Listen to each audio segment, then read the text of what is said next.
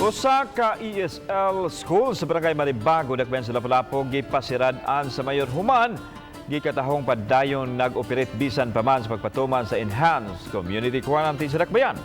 Siluan meron din sa exclusive report.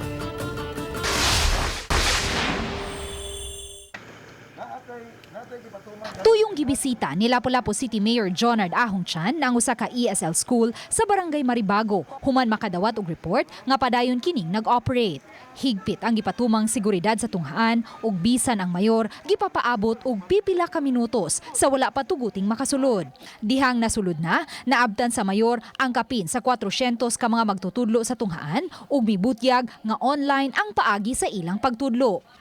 Wala hinoy na abtang mga tinunan. At natay na hinabi usas mga teachers nila nga ang ilahang pagtrabaho by cubicle. So there is no social distancing and as I look at it, there is no face mask.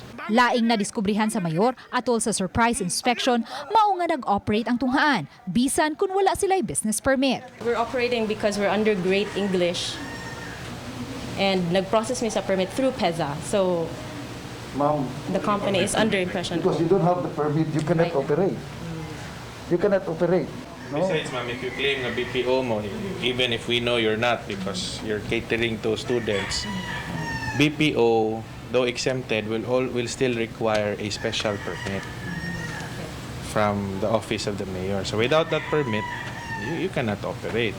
Karong adlaw, gipasirada na sa mayor ang tunghaan. Nabalaka ang academic director sa pagkahunong sa ilang operasyon kay in-house ang tanan nilang magtutudlo. Samtang karong adlaw usab, gipasirhan sa mayor ang usa ka tindahan sa spare parts human maabti sa mayor nga nangabli kini. Atol sa pagpatuman sa enhanced community quarantine, lakip man ang tindahan sa spare parts sa pasirad-an. Uban ni Godfrey Rilien, Luan Merondina, Balitang Bisdak.